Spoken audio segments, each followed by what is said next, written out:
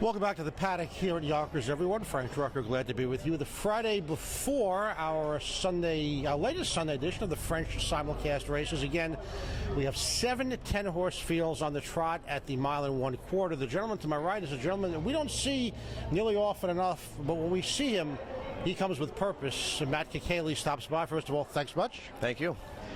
As the luck would have it in the simulcast races this Sunday, the added distance trot races, you've drawn 3 insides, and as also part of the job description as a professional catch driver, it is learn a lot on the fly. So as we're talking to you, obviously it's a very quick study, but let's take a peek at some of them, and at least on first impression. The second race, non-winners of 25,000 for the inside with ...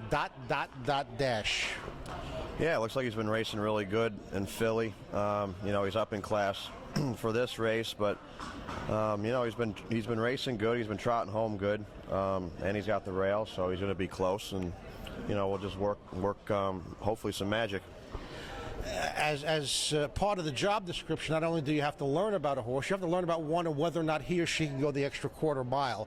Right. How much does that kind of play into your race preparation and, in theory, race execution?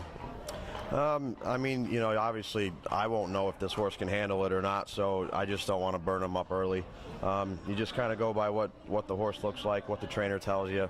They'll have a better idea than I do, and then you just kind of go with that. Okay, let's move it along from race to spot. My favorite part of the interview is because I have to sit and use some manual dexterity, which never seems to work very well. We'll move it along to the 4th race, another inside number with a horse with certainly a fair amount of back class on the podium. Yeah. I've actually driven this horse last winter. He's a nice horse. He's got a good spot. He's been racing good at Saratoga. The last time he was here, he was in hours at 25,000, finished 3rd. This is hours at 12,000, so that's a pretty good class drop. He's got a good draw, and it's a good barn, Jose Godinez. So, just looking at the horse and knowing the horse, he should be okay in here. Talk to me. Obviously, the inside is never a bad place to start, but the inside with trailers as opposed to the inside with the regular 8 across on the trot, does that put more pressure on you to make sure you don't get away poorly?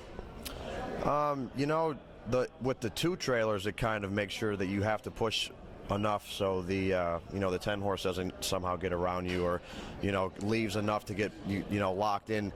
With the rail, with the trailers, it's you got to kind of leave hard enough so you don't get buried right away, and you want to get away good.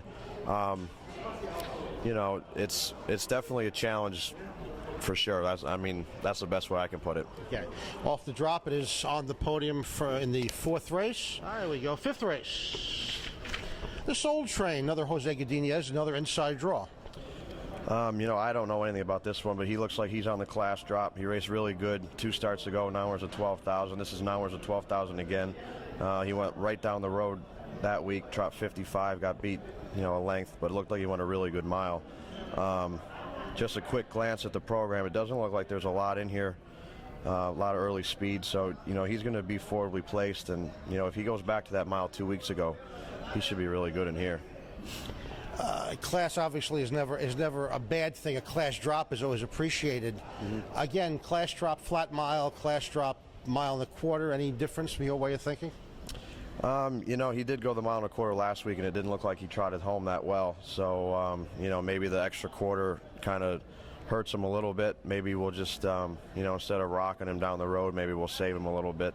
Obviously Jose will give me some pointers, but it looks like this horse will be okay anyway. Okay. Now, I believe mid-pack in 6 and second tier in 7. I know one you have not driven before in race number 6 when it comes back from upstate. That's Alexander Lucas for Mike Forte. Yeah, I don't know anything about this one. He shows a win 3 weeks ago at Saratoga in 57. Now we're at 8,000. It doesn't look like he has a lot of early speed, so the extra quarter will probably help him. Looks like he can trot home good when you save him. His last start at Yonkers, he trotted home 28 and 4. He shows 28s on the bottom. This horse looks like he's okay if they mix it up. And I was going to say, part of your job as well is kind of translate classes from track to track.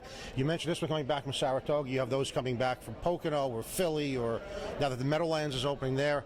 As a driver, how do you look at class from track A to track B? Obviously, everyone's varied, but can you get a gauge whether a horse coming from a certain track, where that might translate to here?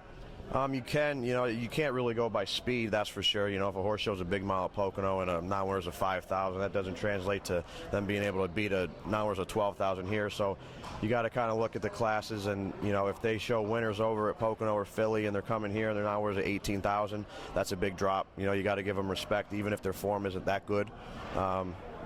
The class, there's so many tracks around here that the classes are all pretty much equal, the top ones to the bottom ones. And if a horse shows dropping from a top class at one of the other tracks to a middle of the range here, you got to look at that one and give it consideration. Okay.